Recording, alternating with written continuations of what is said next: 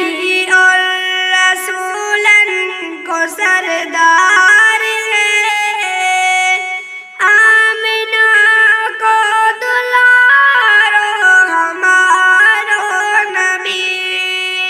به عدو اللہ وعدوکم وآخرین من دونہم لا تعلمونہم اللہ یعلمہم، صدق اللہ العظیم۔ اے لا الہ کے وارث باقی نہیں ہے تجھ میں، اے لا الہ کے وارث باقی نہیں ہے تجھ میں، گفتار دل برانہ کردار قاہرانہ، تیری نگاہ سے دل سینوں میں کانپتے تھے، کھویا گیا ہے تیرا جذب قلندرانہ۔ حضرات سامعین کرام، مرد مومن اس عالم رنگ و بو کی سب سے عظیم صداقت ہے، اس کے وجود میں ایمان و یقین کی وہ قوت و طاقت پوشیدہ ہے جو اسے ساری دنیا سے امتیاز بخشتی ہے، اور مرد مومن اس اذان کا حامل ہے جس نے 1400 سال پہلے فاران کی چوٹیوں سے بلند ہو کر دنیا کو جگا دیا تھا۔ آج بھی وہ اگر روح بلالی کے ساتھ اذان دے ڈالے تو مردہ انسانیت کی رگوں میں زندگی کا خون رواں دواں ہو جائے۔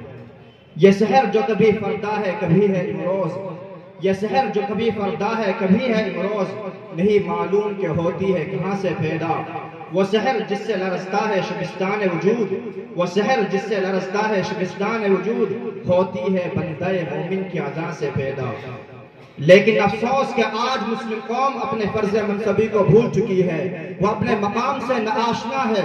وہ دنیا میں بلندی کی تخت و تاج کی اکیلی وارث تھی، زمین میں اللہ کے دین کو زندہ کرنے کی ذمہ داری اسی کے سر تھی۔ ظلم و زیادتی، ضمیر فروشی اور انسانیت کشی کا خاتمہ اسی کو کرنا تھا، لیکن نہ جانے کیوں وہ خواب غفلت میں سو رہی ہے۔ میں حیران و پریشان ہوں، دنیا کا منظرنامہ مجھے کچوکے لگا رہا ہے، کبھی وہ مجھے تنقیدی نگاہ سے دیکھتا ہے تو کبھی مجھے کوسنے لگتا ہے۔ اے مسلم قوم، تم اپنی حقیقت سے اس قدر ناآشنا کیوں ہو گئے؟ تمہیں کیا ہو گیا کہ تم اپنی تاریخ بھول گئے؟ تم تو روئے زمین کے اکیلے مالک تھے، تمہارا دین تو غالب ہونے کے لیے آیا تھا، تم تو حاکم بنا کر بھیجے گئے تھے، دنیا کی کوئی طاقت تمہارا مقابلہ نہیں کر سکتی تھی۔ لیکن آج تمہارے جسم میں جان نہیں، تمہارے قوہ کمزور ہو گئے، تمہارے اعصاب ڈھیلے پڑ گئے، تمہارے عزائم مزمحل ہو گئے، تمہارے آباء و اجداد تو سریا میں پڑاؤ ڈالا کرتے تھے اور تمہارا نشان تحت الثری میں بھی نہیں، تمہارے بڑے تو سراپا عمل کے نمونہ تھے اور تم صرف زبان سے کام لیتے ہو۔ تجھے آبا سے اپنے کوئی نسبت ہو نہیں سکتی، تجھے آبا سے اپنے کوئی نسبت ہو نہیں سکتی، کہ تو گفتار وہ کردار تو ثابت و سیارہ۔ مسلمانوں، اس سے پہلے نہ جانے کتنی بار تمہارے ضمیر کو جھنجھوڑا گیا تو تم ہل گئے، تمہیں آواز دی گئی تو تم نے لبیک کہا، تمہیں پکارا گیا تو تم نے ساتھ دیا۔ آج میں پھر آپ حضرات سے کہنا چاہتا ہوں کہ اپنے مقام کا اندازہ لگاؤ، اپنے آپ میں جھانک کر دیکھو، اپنے آپ میں جھانک کر دیکھو کہ تم کون ہو، تم کس لیے بھیجے گئے ہو، تمہارے نبی کون ہے؟ کیا تمہیں خیر امت کا لقب نہیں دیا گیا؟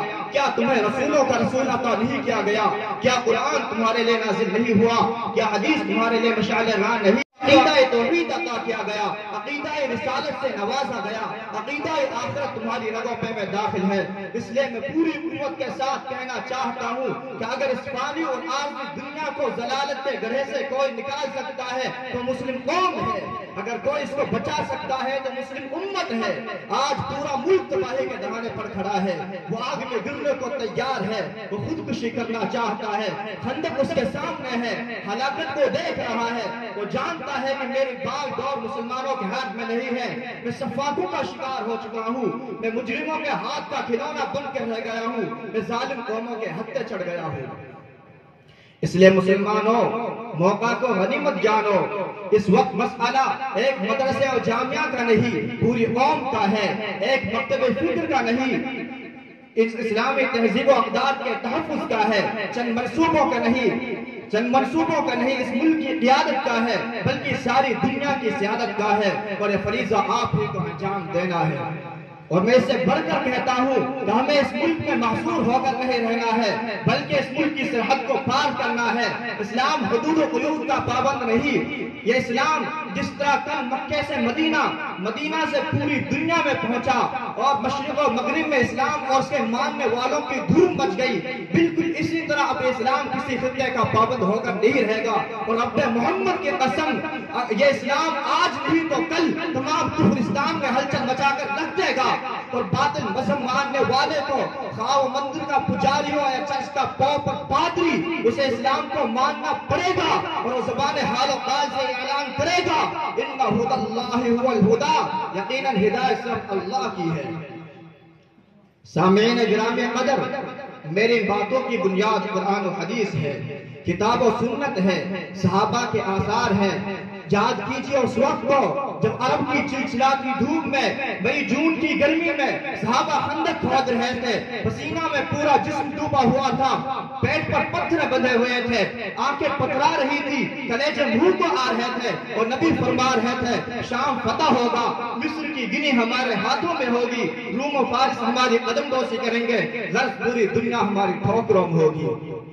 اسی نبی نے فرمایا تھا اصیبۃ من المسلمین یفتتحون البیت الابیض، کہ میری امت کی ایک چھوٹی سی جماعت قریب بیت ابیض کو فتح کرے گی۔ بیت ابیض اس جگہ کو کہتے ہیں جہاں یہودیوں کی اعلیٰ قیادت رہتی ہے، جہاں ان کے رب اور دیوتا رہتے ہیں، جہاں ان کے رہبر و رہنما رہتے ہیں، جسے انگریزی میں وائٹ ہاؤس کہا جاتا ہے۔ یہ وائٹ ہاؤس کبھی یمن میں تھا تو کبھی فارس میں، کبھی کہیں اور تھا تو آج امریکہ میں۔ کل کے وائٹ ہاؤس کو بھی محمد کے غلاموں نے فتح کیا تھا، اور مجھے چڑھتے سورج کی طرح یقین ہے کہ آج بھی اسلام کے جانبازوں سے فتح کریں گے۔ کل جس طرح اسلام کے جانبازوں نے متحدہ طاقت کو خاک میں ملا کر رکھ دیا تھا، تو آج بھی اسلام کے جانباز 193 ملکوں کے اتحاد کو پھاڑا پھاڑا کر دیں گے، اور ہمیشہ کے لیے اسے دابق میں دفن کر دیں گے۔ کل کے سپہ سالاروں نے کسی کی غلامی تسلیم نہیں کی تھی، تو آج کے کمانڈر بھی کسی ظالم اور ستمگر کے سامنے جھکنے والے نہیں ہیں۔ میں اپنی تقریر کو شعر پر ختم کرتا ہوں۔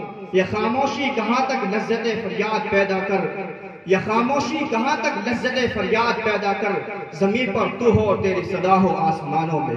وآخر دعوانا الحمدللہ۔